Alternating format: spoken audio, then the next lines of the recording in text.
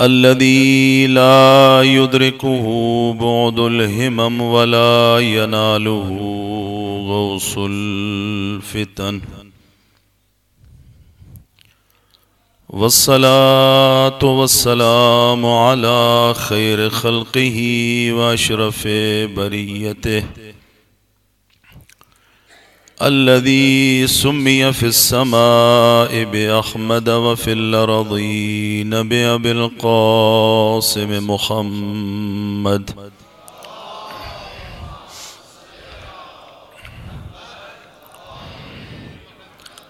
وعلى أهل بيته الطيبين الطاهرين المعصومين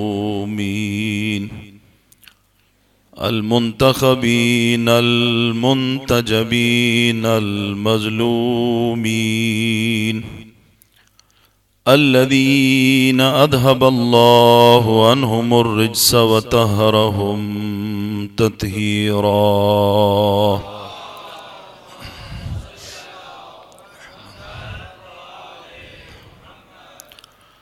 ورحمة الله على محبيهم ومواليهم، ولعنة الله على أعدائهم ملعونين من يوم عداوتهم إلى قيام يوم الدين.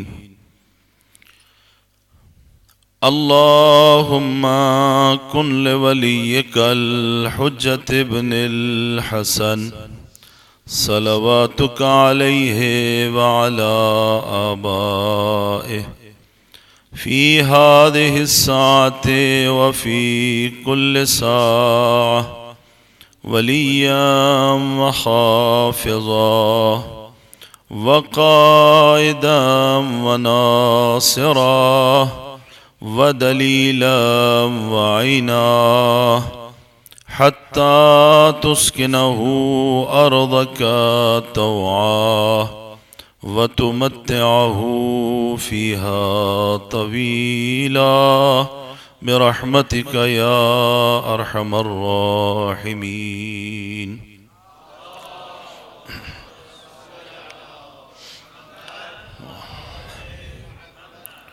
أما بعد فقد قال مولانا علي بن الحسين عليه السلام: إن أبغض الناس إلى الله من يقتدي بسنة إمام ولا يقتدي بأعماله. درود پڑھیے بار محمد و آل محمد.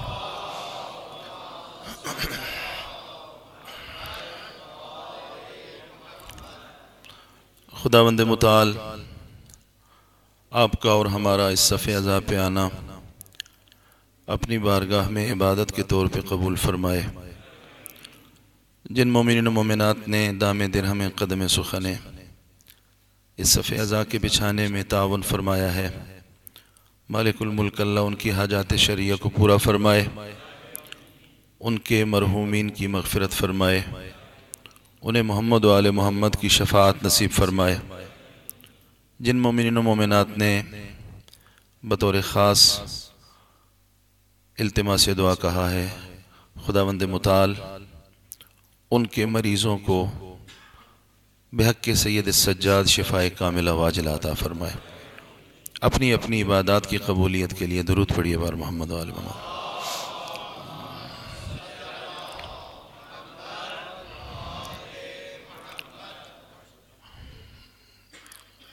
مولا امام سجاد علیہ السلام کا ایک فرمان آپ کی خدمت میں تلاوت کرنے کا شرف حاصل ہوا، جس میں امام یہ ارشاد فرماتے ہیں کہ ان ابغض الناس الی اللہ من یقتدی بسنت امام ولا یقتدی باعمالہ. خدا کے نزدیک اس شخص سے زیادہ ناپسندیدہ اور منفور کوئی شخص نہیں ہے جو کسی امام کو اپنا امام تو بنا لے لیکن اپنے اعمال و کردار کو اس جیسا نہ بنائے. دعویٰ کرتا ہے کہ میں فلاں امام کا چاہنے والا ہوں اور ماننے والا ہوں، زبان سے دعویٰ کرتا ہے لیکن اپنا کردار ویسا نہیں بناتا جیسا کردار اس کے امام کا کردار ہے. یہ شخص خدا کے نزدیک پسندیدہ شخص نہیں ہے بلکہ منفور ترین شخص ہے جو زبان سے دعویٰ کرتا ہے، عمل سے اپنے دعوے کی تصدیق نہیں کرتا. یقیناً ہمارا کردار ویسا کردار ہونا چاہیے جو آل محمد کا کردار ہے، اور اس کردار کو اپنانے کے لیے اپنا کردار ان کے کردار کے مطابق بنانے کے لیے سب سے پہلا کام جو کرنا ہوتا ہے وہ محمد و آل محمد کی معرفت حاصل کرے. اس لیے کہ جب تک ان کا کردار اور ان کی سیرت صحیح معنوں میں میرے اور آپ کے سامنے نہیں ہوگی تب تک ہم اپنے کردار کو ان کے کردار کے مطابق نہیں بنا پائیں گے. میں آج کی اس گفتگو میں یہ کوشش کروں گا کہ ایک پیغام اور ایک مقصد لے کر چلوں اور گفتگو کے آخر میں ہم ایک نتیجہ لینے میں کامیاب ہو جائیں. ائمہ کی زندگیاں ہمارے لیے یقیناً مشعل راہ ہیں. ایک تصور جو کربلا کے حوالے سے اور واقعہ کربلا کے حوالے سے اور بطور خاص امام زین العابدین کے حوالے سے ہمارے ذہنوں میں ہماری محفلوں میں موجود ہے، اور جو کوئی صحیح تصور نہیں ہے وہ جب بھی امام زین العابدین کا نام آتا ہے تو فوراً ہمارے ذہنوں میں ایک بیمار امام کا تصور آتا ہے. ہماری محفلوں میں، ہماری گفتگو میں، ہمارے اٹھنے بیٹھنے چلنے پھرنے میں امام کا جو چہرہ پیش کرایا جاتا ہے وہ ایک بیمار امام کے طور پر ان کا تعارف ہوتا ہے. اس میں کوئی شک نہیں ہے کہ عصر عاشور تک حضرت امام سجاد علیہ السلام مصلحت پروردگار کی بنیاد پر مریض تھے، بیمار تھے، روز عاشور کو بیمار تھے، لیکن اس بیماری کو حضرت امام کی پوری زندگی تک لے کر چلنا یہ امام کی شخصیت کے ساتھ انصاف نہیں ہے. چونکہ جب ہم تاریخ کے صفحات کا مطالعہ کرتے ہیں تو امام نے جو واقع کربلا کے بعد زندگی گزاری ہے وہ انتہائی فعال زندگی ہے، انتہائی ایکٹیو زندگی ہے. اس لیے کہ امام کے سامنے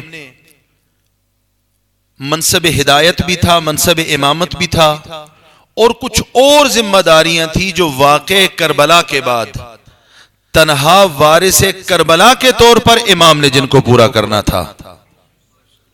امام کا فرض منصبی بھی ہے، وقت کے امام ہیں، اور اس کے ساتھ ساتھ واقع کربلا کے مستند ترین راوی جو وارث کربلا بھی ہیں وہ سید سجاد ہیں. تو ایک ایسا امام جس کے کاندھوں پر منصب امامت کی ذمہ داریاں بھی ہوں، مقصد کربلا کو بھی نسلوں تک منتقل کرنا ہو، اس کے بارے میں یہ تصور رکھنا کہ وہ ایک بیمار امام تھا، یہ صحیح تصور نہیں ہے. مصلحت پروردگار اس کے مطابق وہ بیمار تھے، بیمار رہے، لیکن ساری زندگی بیمار رہے نہیں، اپنی امامت کی ذمہ داریوں کو پورا کرتے رہے. درود پڑھیے بار محمد و آل محمد.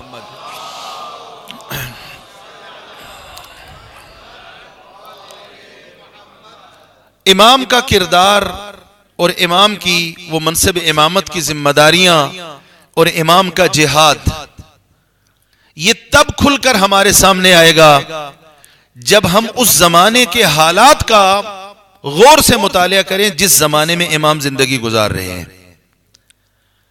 اگر آپ مجھے اجازت دیں تو میں مقدمے اور تمہید کے طور پر آپ کا کچھ وقت لے کر اس زمانے کے حالات آپ کی خدمت میں رکھتا ہوں جس زمانے میں امام نے زندگی گزاری.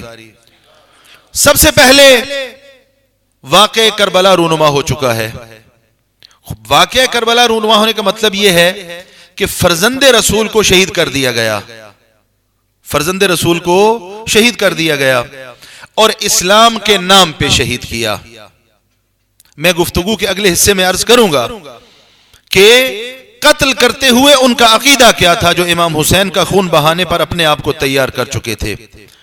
یہ اخلاقی انحطاط کا زمانہ تھا، یہ دین سے دوری کا زمانہ تھا، یہ لاابالی اور آوارہ لوگوں کے مملکت اسلامیہ میں حکم فرما ہونے کا زمانہ تھا، یہاں تک کہ اس وقت کے جو ظالم و جابر حکمران تھے جس میں امام سجاد زندگی گزار رہے ہیں اب واقعہ کربلا کے بعد، رسمی طور پر اعلان کر دیا تھا کہ خطبے میں کوئی شخص بھی اتق اللہ کی تعبیر نہیں لا سکتا۔ اتق اللہ کا مطلب کیا ہے؟ اے لوگو تقوی خدا اختیار کرو۔ وہ جو مسند حکومت پر بیٹھا ہوا ہے اس نے باقاعدہ پابندی لگا دی تھی، کوئی شخص اپنے خطبے میں اتق اللہ نہیں کہہ سکتا۔ کیا مطلب اتق اللہ نہیں کہہ سکتا؟ یعنی اللہ کا نام منبر پر نہیں لیا جا سکتا۔ اتق اللہ پر پابندی۔ امر بالمعروف اور نہی عن المنکر پر رسمن پابندی تھی۔ آپ امر بالمعروف اور نہی عن المنکر نہیں کر سکتے۔ اگر حلال کو چھوڑا جا رہا ہے، حرام کو انجام دیا جا رہا ہے، تو آپ حلال کو ترک کرنے والے کو یہ نہیں کہہ سکتے کہ تو نے حلال کو چھوڑا کیوں ہے، واجب کو ترک کیوں کیا ہے۔ اور اگر کوئی شخص حرام کا ارتکاب کر رہا ہے تو آپ کو یہ حق نہیں پہنچتا کہ آپ اسے یہ کہیں کہ تو نے حرام کا ارتکاب کیوں کیا۔ اس کا مطلب کیا ہے؟ اس کا مطلب یہ ہے کہ دین کا صرف نام باقی ہے، دین کا صرف نام باقی ہے۔ انس پاک پیغمبر کی خدمت میں 10 سال تک انہوں نے زندگی گزاری ہے۔ ان سے جا کر کسی شخص نے پوچھا اسی کیفیت میں جس میں امام سجاد زندگی گزار رہے ہیں کہ آپ نے پاک پیغمبر کا زمانہ دیکھا ہے، آپ یہ فرمائیے کہ وہ زمانہ اور یہ زمانہ اس میں دین کے نام میں سے کیا بچا ہے؟ کہا صرف محمد کا نام بچا ہے، کعبہ بچا ہے اور نماز بچی ہے، اس کے علاوہ دین کی روح ختم ہو چکی ہے۔ مدینہ مرکز ہے دین کا، مدینہ میں قرآن کی تلاوت ہوتی ہے، اصحاب رہتے ہیں، احکام خدا کو بیان کیا جاتا ہے۔ اب مدینہ کا عالم کیا ہے؟ مدینہ میں محفلیں سجائی جاتی ہیں جن میں ناچ اور گانا ہوتا ہے، مدینہ میں محفلیں سجائی جاتی ہیں جن میں حلال اور حرام کا خیال نہیں رکھا جاتا، مدینہ میں محفلیں سجائی جاتی ہیں جس میں زن و مرد مل کر اپنی محافل کا وہ سارے لمحات جو ہیں وہ گزارتے ہیں۔ یہ زمانہ کس کا زمانہ ہے؟ سید سجاد کا زمانہ۔ امام سجاد موجود ہیں، امام سجاد منصب امامت پر ہیں، امام سجاد خدا کے زمین پر نمائندے ہیں۔ اب ذرا تصور فرمائیں، وہ شخص جو زمین پر حجت خدا ہے اور جس کا کام بنی نو انسان کو ضلالت سے ہدایت کی طرف نکالنا ہے، اس کے بارے میں یہ تصور رکھنا اور نسلوں تک منتقل کرنا کہ میرا بیمار امام، یہ تصور درست ہے؟ امام نے جہاد کرنا ہے، امر بالمعروف اور نہی عن المنکر کرنا ہے۔ امام نے جہاد کرنا ہے، نام خدا جس کو مٹایا جا رہا ہے اس نام کو زندہ باقی رکھنا ہے۔ امام نے جہاد کرنا ہے کہ اتقوا اللہ، تقوی خداوندی اختیار کرو، اس کو محفلوں سے نکالنے کی باتیں کی جا رہی ہیں، امام نے اس کو منبر پر باقی رکھنا ہے۔ یہ امام سجاد کے زمانے کے حالات ہیں، اور ان حالات میں امام دیکھ بھی رہے ہیں، سن بھی رہے ہیں، اور اپنی امامت کی ذمہ داریوں کو پورا کرنے کے لیے تیار بھی نظر آتے ہیں۔ درود پڑھیے بار محمد و آل محمد۔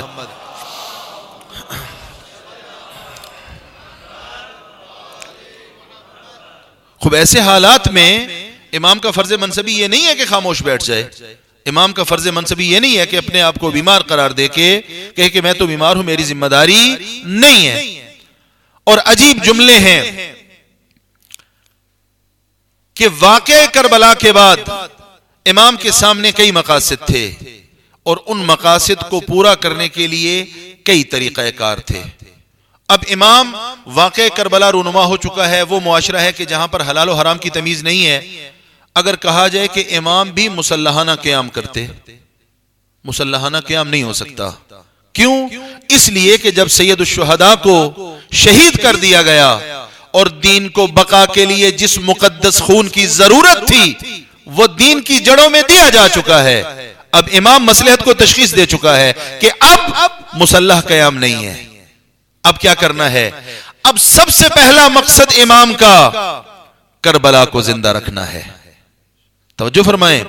امام جو تنہا ترین وارث کربلا ہے، اس وقت وارث کربلا کون ہے؟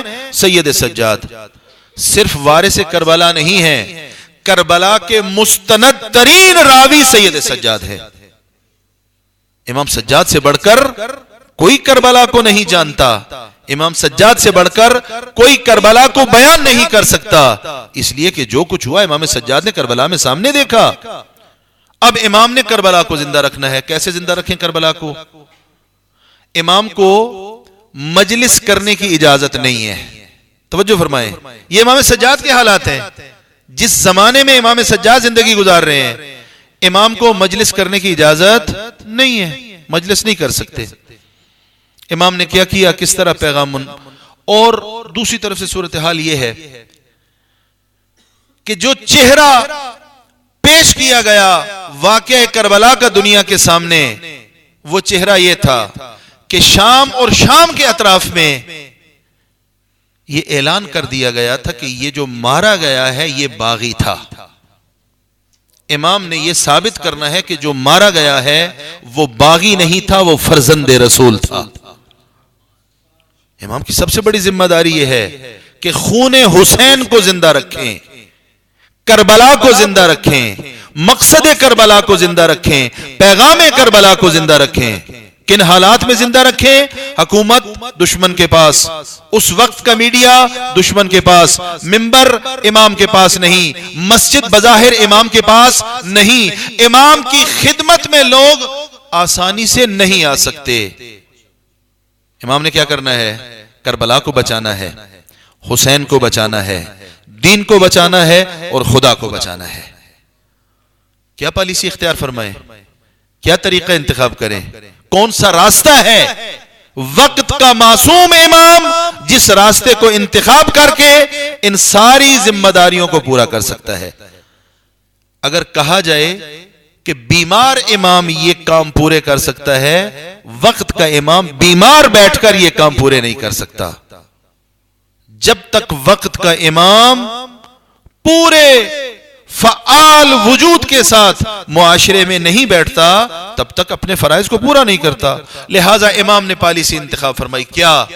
پہلا کام، امام نے حسین اور کربلا کو زندہ رکھا. زندہ کیسے رکھا؟ وہ زمانہ تھا کہ جب یزید نے یہ کہنا شروع کر دیا تھا براءت یزید من دم الحسین، یزید یہ کہہ رہا تھا کہ حسین کے قتل میں میرا ہاتھ نہیں ہے. امام سجاد نے ثابت کرنا تھا کہ یزید ہی حسین کا قاتل ہے. یزید خون حسین سے اپنے آپ کو بری نہیں کر سکتا. اب امام نے کیا کیا؟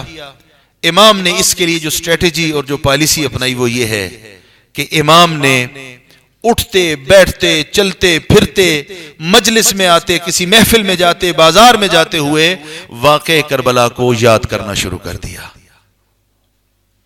پہلا مقصد سجاد کا کربلا کو زندہ رکھیں.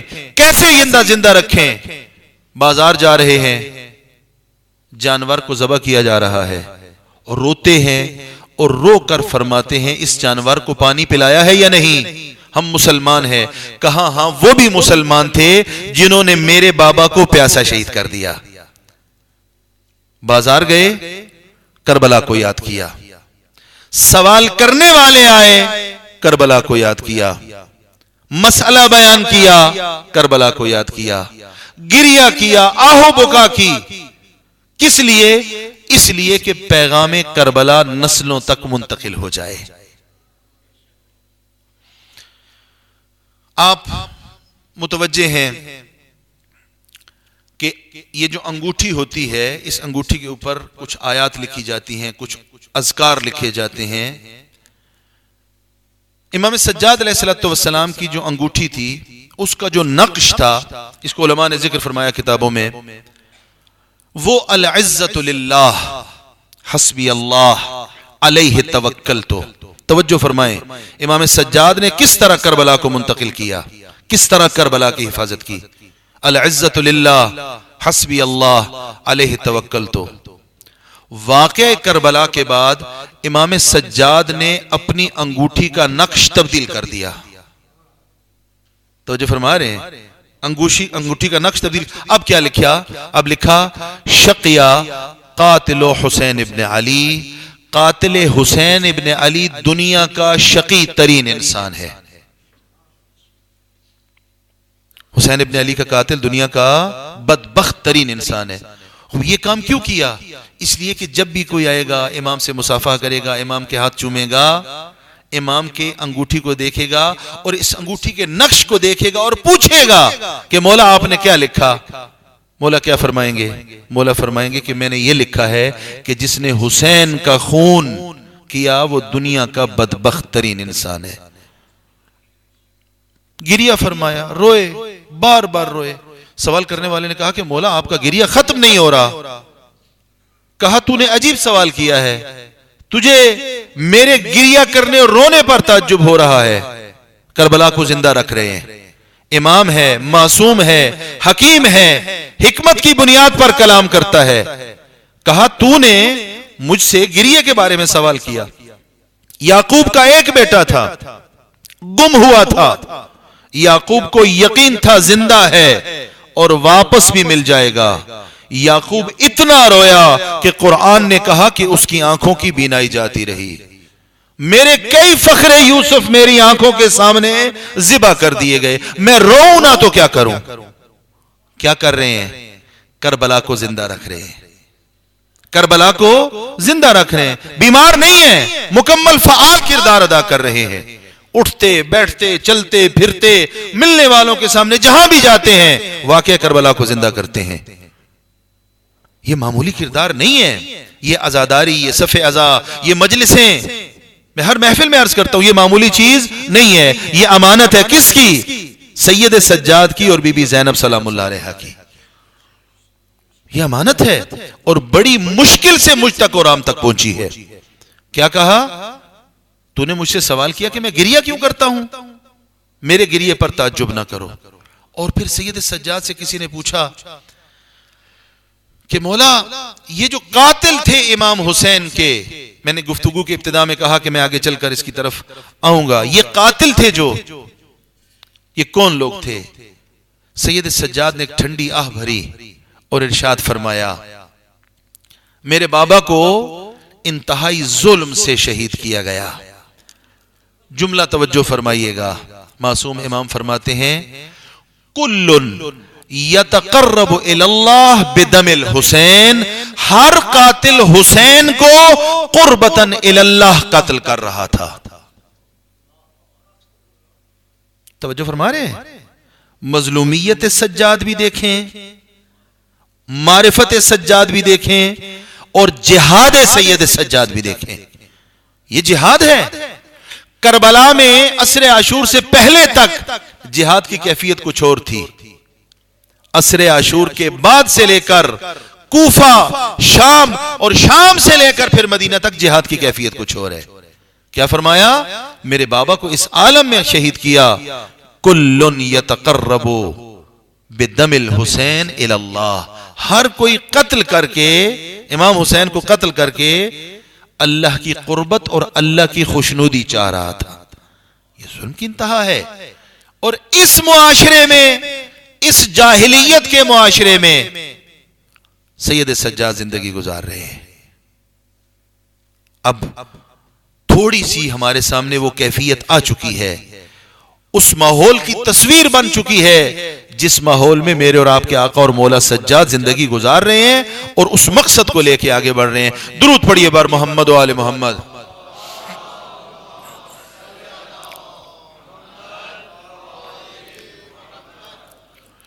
لہذا معصومین سے جو روایات نقل ہوئیں وہ عجیب ہیں. آج کل 40 کے ایام چل رہے ہیں، زائرین زیارت کے لیے جا رہے ہیں. ایک روایت 10 روایات ہیں جن روایات سے عظمت حسین کا احساس ہوتا ہے، کربلا کو زندہ رکھنے کی اہمیت کا پتہ چلتا ہے، اور اس بات کا پتہ چلتا ہے کہ ائمہ ہدی علیہم السلام نے کربلا کو کس نظر سے دیکھا. معصوم نے روایت میں ارشاد فرمایا زر قبر الحسین کل یوم. توجہ فرمائیں، ہر روز حسین کی قبر کی زیارت کرو. کربلا باقی رکھی گئی ہے اور باقی رکھی جائے گی، اور کربلا باقی رہے گی، اس لیے کہ معصومین علیہ السلام نے اپنے فرامین میں قبر حسین کی زیارت کا جو ثواب ذکر کیا ہے، انسان کی عقل گنگ ہو جاتی ہے اور دنگ رہ جاتی ہے جب انسان تصور کرتا ہے کہ یہ ثواب کیا ہے. زر قبر الحسین کل یوم، حسین کی قبر کی زیارت کرو ہر روز. پھر پوچھا کہ تم ہر روز زیارت کرتے ہو؟ کہا نہیں کر سکتا. کہا ہر جمعے کو زیارت کرو. پھر اسی طرح ارشاد فرماتے گئے. میں ایک جملے کی طرف لے کے جانا چاہ رہا ہوں. ارشاد فرمایا جو قبر حسین کی زیارت کو ترک کر دے اس نے اپنے معصوم امام کے حق میں جفا کی ہے. جو حسین مولا کی زیارت کو ترک کرے اس نے حسین کے حق میں جفا کی ہے. یہ ساری باتیں کیا ہیں؟ یہ فرامین کیا ہیں؟ یہ احادیث کیا ہیں؟ یہ روایات کیا ہیں؟ ایک روایت میں فرمایا کہ جب زائر قبر حسین کی زیارت کے لیے جاتا ہے تو فرشتے اس سے مصافحہ کرتے ہیں، فرشتے اپنے بالوں پر اس سے مس کرتے ہیں، فرشتے اس کے لیے استغفار کرتے ہیں، فرشتے اس کے لیے تسبیح کرتے ہیں. یہ سارا ثواب کس کے لیے ہے؟ زیارت قبر حسین کے لیے. کیوں ہے؟ معصومین کیوں بیان کر رہے ہیں یہ ثواب قبر حسین کی زیارت کا؟ اس لیے کہ معصومین چاہتے ہیں کہ کربلا زندہ رہے، حسین کا نام زندہ رہے، اور حسین کا مقصد نسلوں تک منتقل ہوتا رہے. درود پڑھیے بار محمد و آل محمد.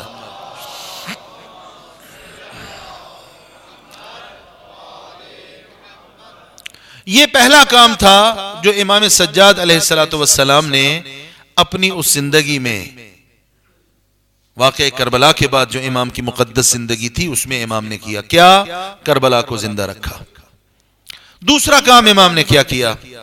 البتہ واضح ہے کہ یہ ساری باتیں امام کی زندگی اور سیرت کو بیان نہیں کیا جا سکتا، یہ اس مختصر وقت میں جو بیان کیا جا سکتا ہے وہ ہے. دوسرا کام امام نے کیا کیا؟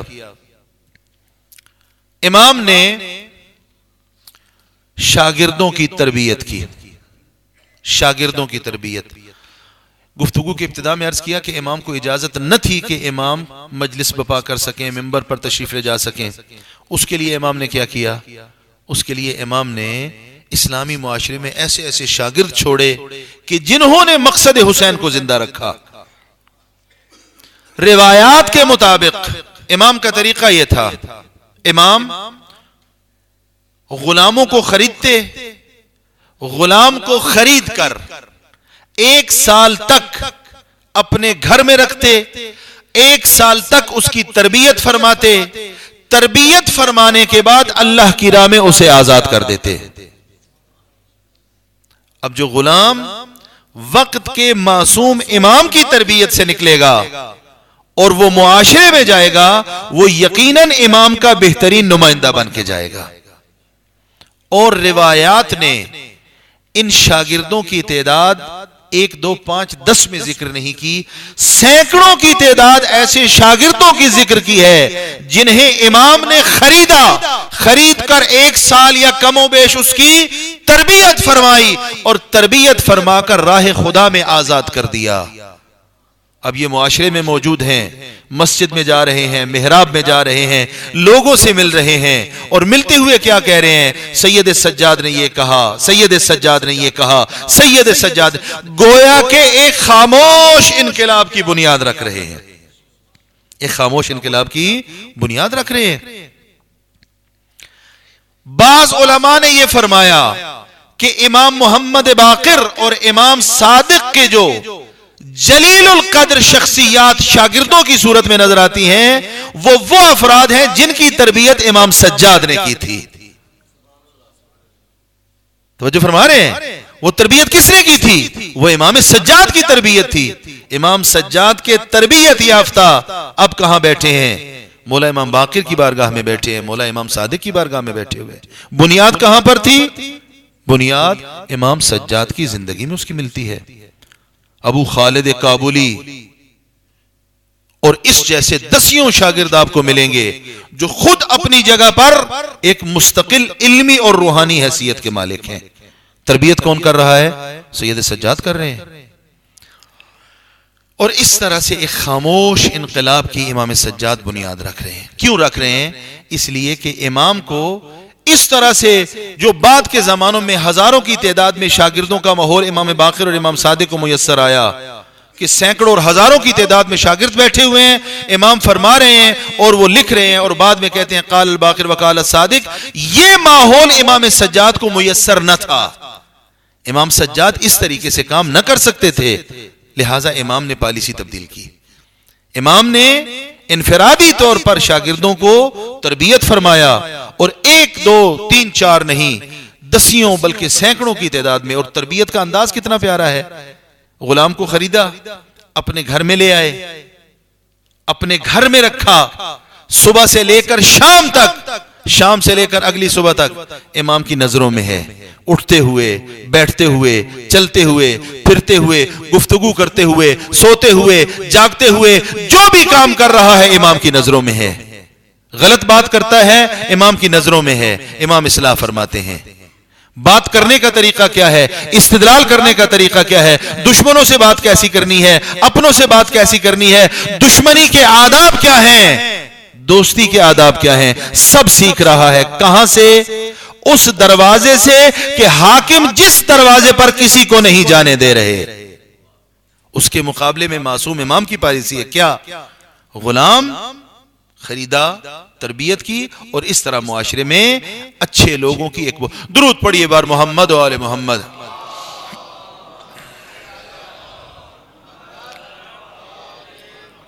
یہ امام علیہ الصلوۃ والسلام کی دوسری حکمت عملی اور دوسری اسٹریٹجی جو امام نے واقع کربلا کے بعد اپنائی. پہلی کیا تھی؟ پہلے امام نے کربلا کو یاد کیا، ہر مرحلے پر، ہر قدم پر اٹھتے بیٹھتے. دوسرا کیا؟ امام نے شاگردوں کی تربیت فرمائی. اور تیسرا کام امام نے کیا کیا؟ امام نے اللہ سے راز و نیاز کے لیے، اللہ کی عبودیت اور بندگی کے لیے، دین کی معرفتیں اور معارف اور حکمتیں بیان کرنے کے لیے امام نے دعاؤں کا سہارا لیا. امام نے دعاؤں کا سہارا لیا. میں نے شاید آپ کی خدمت میں پہلے عرض کیا کہ جامع ازہر کے کسی بزرگ سے کسی نے پوچھا تھا کہ توحید اور وجود خدا اور دعا اور مناجات اس کے بارے میں کچھ فرمائیں. تو انہوں نے کہا تھا کہ عالم اسلام معرفت پروردگار اور توحید پروردگار کے لیے علی ابن ابی طالب کا مقروض ہے. کہ اگر علی نہ ہوتے، پاک پیغمبر کے بعد، کہ اگر علی نہ ہوتے تو عالم اسلام کو توحید کا پتہ نہ چلتا. اور پھر اگلا جملہ ارشاد فرمایا کہ عالم اسلام اللہ کی بارگاہ میں راز و نیاز کے لیے سید سجاد کا مقروض ہے. اگر سید سجاد نہ ہوتے تو اللہ کی بارگاہ میں عبودیت، راز و نیاز، بندگی، مانگنے کا طریقہ دنیا والوں کو سمجھ میں نہ آتا. کہاں سے سمجھا؟ سید سجاد سے. اور ان دعاؤں میں کیا کیا معرفت کے خزانے بیان فرمائے، کیا کیا حکمتیں بیان فرمائیں. سجدے میں جا رہے ہیں دعائیں بیان فرماتے ہیں، قنوت میں جا رہے ہیں دعائیں فرماتے ہیں، رکوع کی حالت میں دعا کرتے ہیں. اور عجیب جملے ہیں. مجلسی اول ان کے بارے میں ملتا ہے کہ وہ امام زمانہ کی خدمت میں شرف یاب ہوئے. امام زمانہ کی خدمت میں توجہ فرمائیے گا، امام زمانہ کی خدمت میں حاضر ہوئے تو امام سے عرض کیا کہ مولا مجھے کوئی ایسا طریقہ بتائیے کہ میرا اللہ سے تعلق مضبوط ہو جائے، مجھے کچھ ایسا طریقہ بتائیے کہ میرا اللہ سے تعلق مضبوط ہو جائے۔ امام نے فرمایا جب تیرے پاس صحیفہ سجادیہ موجود ہے تو تجھے اللہ سے تعلق مضبوط کرنے کے لیے اور کیا چاہیے؟ جب صحیفہ سجادیہ آپ کے پاس موجود ہے تو پھر اللہ سے تعلق مضبوط کرنے کے لیے کسی اور چیز کی ضرورت نہیں ہے۔ علماء اسلام کے اکابر یہ فرماتے ہوئے نظر آتے ہیں کہ یہ صحیفہ سجادیہ، جامع ازہر کی بات کر رہا ہوں، یہ اس قابل ہے کہ اس پر 10 شرحیں لکھی جائیں، اس کی شروحات لکھی جائیں، اس لیے کہ علم و حکمت کا جو خزانہ صحیفہ سجادیہ میں موجود ہے وہ کہیں اور نظر نہیں آتا۔ اور یہ کس نے عالم اسلام کو دیا؟ یہ امام سجاد نے دیا۔ اور تیسرا کام پس کیا ہو گیا؟ امام نے اپنے اس مقصد کو سامنے رکھ کر دنیا والوں تک خدا کی توحید، نبی کی نبوت اور کربلا کا پیغام پہنچانے کے لیے تیسری پالیسی اور حکمت عملی جو اپنائی وہ دعاؤں کا راستہ اختیار فرمایا۔ اور اس قالب میں امام سجاد نے اپنا پیغام منتقل کیا۔ اور چوتھی پالیسی اور چوتھی حکمت عملی جو امام کی زندگی میں ہمارے سامنے آتی ہے، توجہ فرمائیں۔ سلاطین جور، ظالم و جابر حکمران جب امام سجاد کے سامنے ہر طرح کی خباثتیں کر کے عاجز آ گئے، مدینہ الرسول ہے، مکہ ہے یا جہاں بھی ہیں، جس جگہ بھی جاتے ہیں، جب سید سجاد آتے ہیں تو ان کو وہاں پر کوئی اہمیت نہیں دیتا۔ ایک اسی طرح کی محفل میں وہ ظالم و جابر حکمران آیا، وہاں پر سید سجاد تشریف فرما ہے، اور سید سجاد نے جان بوجھ کر اور حکمت الہیہ کے حامل امام نے اس کو اہمیت نہ دی۔ وہ اپنے نمائندے کو بھیجتا ہے کہ جاؤ سید سجاد سے کہو کہ ہمارے پاس آئے۔ امام علیہ السلام نے فرمایا کہ اس کو اگر کام ہے تو وہ میرے پاس آ جائے۔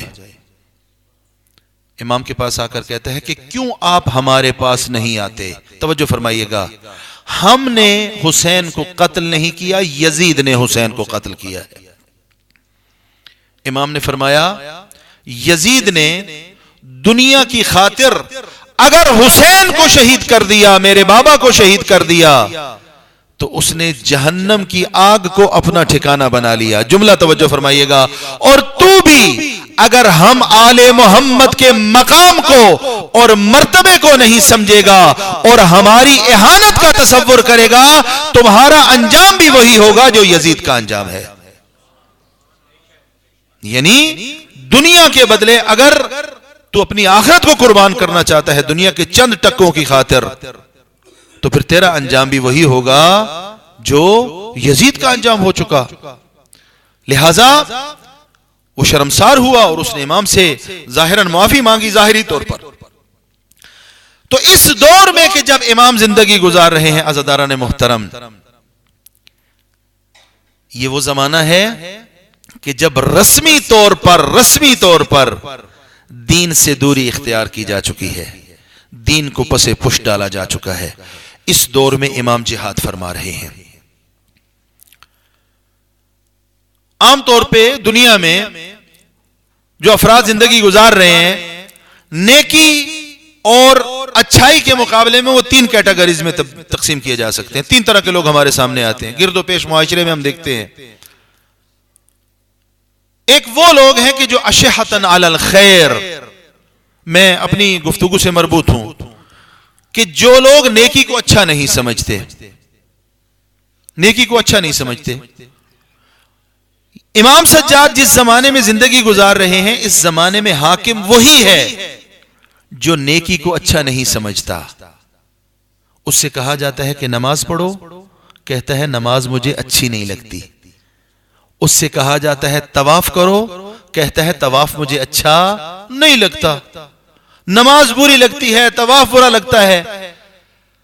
یہ وہ شخص ہے کہ جو عالم اسلام میں اسلامی حکمران کے طور پہ جانا جا رہا ہے، لیکن نماز کا انکار کر رہا ہے، روزے کا انکار کر رہا ہے، طواف بیت اللہ کا انکار کر رہا ہے، اور امام اس کے سامنے موجود ہیں۔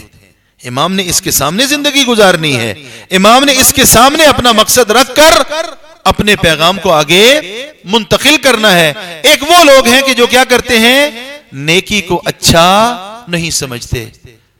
دوسرے وہ لوگ ہیں مناع للخیر، جو نہ فقط یہ کہ نیکی کو اچھا نہیں سمجھتے بلکہ دوسروں کو نیکی سے منع کرتے ہیں۔ مناع للخیر، امام کے زمانے میں اس کی مثال موجود ہے، جی موجود ہے۔ وہ لوگ جو خطبوں سے اتقوا اللہ کی تعبیر کو اٹھا رہے ہیں اور رسمی طور پر منع کر رہے ہیں کہ خدا کے تقوی کی طرف خطبوں میں دعوت نہیں دی جا سکتی، یہ کون لوگ ہیں؟ یہ وہ لوگ ہیں جو مناع للخیر ہیں، جو نیکی سے روک رہے ہیں۔ اور یہ کس زمانے میں موجود ہیں؟ یہ امام سجاد کے زمانے میں موجود ہیں۔ پس وہ لوگ جو اشحتن علی الخیر ہیں، نیکی کو برا سمجھتے ہیں، اچھا نہیں سمجھتے، وہ بھی موجود ہیں، اور وہ لوگ بھی موجود ہیں نہ فقط یہ کہ برا سمجھتے ہیں، دوسروں کو منع بھی کرتے ہیں، مناع للخیر۔ یہ حاکم کہتا ہے کہ میں خطبوں میں اتقوا اللہ کی، تقوی کی، امر بالمعروف اور نہی عن المنکر کی اجازت نہیں دے سکتا، امام نے ان کا مقابلہ بھی کرنا ہے، مناع للخیر۔ ہاتھ پہ ہاتھ دھر کر نہیں بیٹھ سکتے، اشحۃ علی الخیر کا مقابلہ بھی کرنا ہے، مناع۔ قرآن کریم میں خداوند متعال نے پاک پیغمبر کو صلوات اللہ وسلامہ علیہ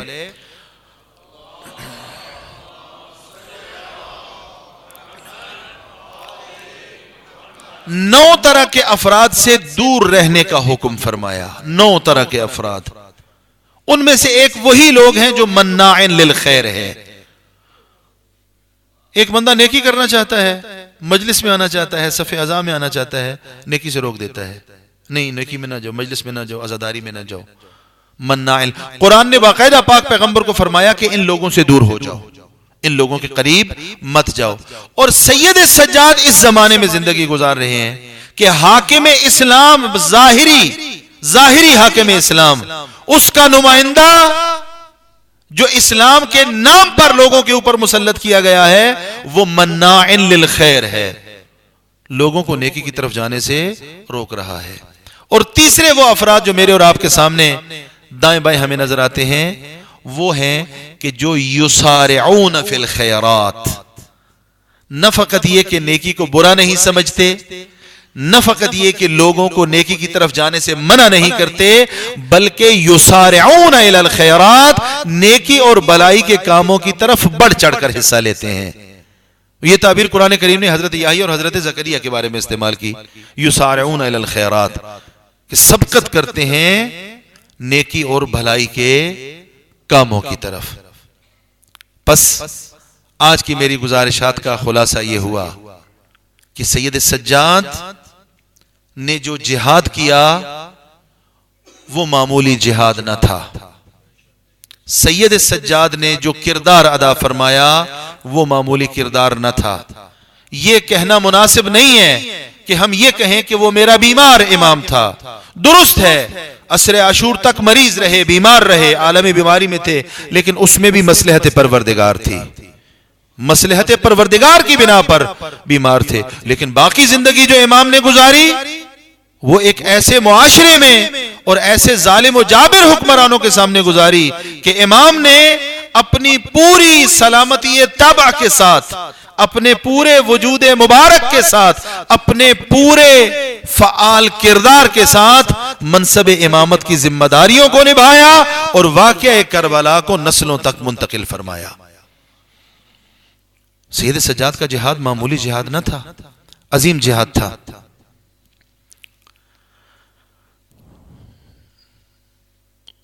ہر جگہ جہاد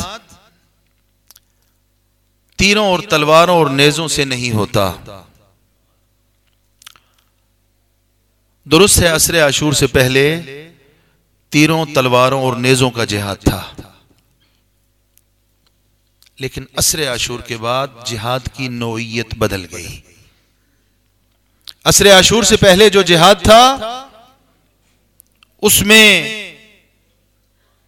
جو سپاہی تھے، جو شیر دل تھے، وہاں کہیں عباس کا نام آتا ہے، کہاں قاسم کا نام آتا ہے، کہیں اکبر کا نام آتا ہے، کہیں اونو محمد کا نام آتا ہے. یہ عصر عاشور سے پہلے کا جہاد تھا. لیکن عصر عاشور کے بعد اب عباس کا نام نہیں ہے، اب قاسم و اکبر کا نام نہیں ہے، اب اونو محمد کا نام نہیں ہے، اب کہیں پر زینب کا نام ہے، کہیں پر ام کلثوم کا نام ہے، کہیں پر سکینہ کا نام ہے، کہیں پر رباب کا نام ہے. اور اس سارے جہاد کو لے کر جو آگے بڑھ رہا ہے اس کو سید سجاد کہتے ہیں. معمولی جہاد نہیں ہے. وہ جہاد کی کیفیت کچھ اور تھی، یہ جہاد کی کیفیت کچھ اور ہے. وقت کا معصوم امام ہے. روایات نے یہ جملے بیان کیے. وقت کا معصوم امام سید سجاد اپنے فرض منصبی کو بھی جانتا ہے، اللہ کو بھی پہچانتا ہے، حلال و حرام کو بھی پہچانتا ہے، دین کے احکام کی پاسداری بھی کرتا ہے. لیکن کیا مصیبتیں آئیں، کیا مصائب آئے، کیا ظلم ہوا کہ ایک مرتبہ سید سجاد کے یہ جملے ملتے ہیں، یا لیتنی لم تلدنی امی، اے کاش میں پیدا ہی نہ ہوا ہوتا، اتنے مصائب میں نہ دیکھتا. سید سجاد، یا لیتنی لم تلدنی امی، اے کاش میں دنیا میں نہ آتا کہ ان مصیبتوں کو دیکھتا. کیا مصیبتیں ہیں. ہاں، ایک سے بڑھ کر ایک مصیبت ہے، ایک سے بڑھ کر ایک ظلم ہے. اور اس سارے جہاد میں کہیں زینب کا نام نظر آتا ہے اور کہیں ایک چھوٹی شہزادی کا نام نظر آتا ہے جسے سکینہ بنت الحسین کہتے ہیں. اجرکم علی اللہ. یہ شہزادی بھی تو جہاد میں شریک ہے نا. زیارت ناہیہ کے کیا جملے ہیں. وقت کا امام یہ کہتا ہے، میرا سلام ہو اس شہزادی پر، کربلا سے کوفہ، کوفہ سے شام تک، جس کے رخساروں کا رنگ تبدیل ہوتا رہا. اجرکم علی اللہ. جس کے رخساروں کا رنگ تبدیل ہوتا رہا. یہ جہاد ہے سید سجاد کا، یہ جہاد ہے زینب کا، یہ جہاد ہے سکینہ کا. آزادارو، اجرکم علی اللہ. کس عالم میں جہاد کر رہا ہے سجاد. روایت کے جملے آپ کے سامنے ہیں آزادارو. ایک مرتبہ اس قافلے میں جب پیاس کا غلبہ ہو گیا، روایت کہتی ہے شہزادی نے پھوپھی سے پوچھا، پھوپھی اماں میں بڑی پیاسی ہوں، پیاس اب مجھ پر غالب آ رہی ہے، یہ سامنے ایک لعین پانی کا مشکیزہ لے کر جا رہا ہے، اگر اجازت ہو تو میں اس سے پانی مانگ لوں. شہزادی نے بھتیجی کو دیکھا، پھر کہا سکینہ ان سے امید تو نہیں ہے لیکن تیرا دل چاہتا ہے تو مانگ لے.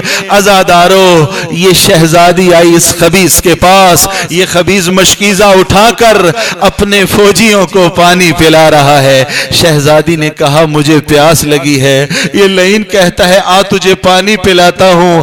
عزادارو، اس نے فوجیوں کو پانی پلانا شروع کیا. شہزادی ساتھ چل رہی ہے. اب سارے فوجیوں کو پانی پلانے کے بعد اس نے اپنے جانوروں کو بھی پانی پلایا. اب شہزادی سمجھی اب مجھے پانی دے گا. ایک مرتبہ لعین نے مشکیزہ زمین پر پھینکا، پانی زمین پر گرا. شہزادی نے دیکھا شط فرات کی طرف، چچا عباس اب بھی پیاس نہیں بجھی. اجرکم علی اللہ. خدا کوئی غم نہ دے سوائے غم حسین کے. عزادارو، کیا کیا دکھ بیان کرے سادات کے. یہ قافلہ جب سجاد لے کر آیا ہے نا شام میں، عزادارو شام کے دربار کو سجایا گیا، قافلے کو روک دیا گیا، انتظار کیا گیا. جب دربار سج گیا اب بلایا گیا بیبیوں کو.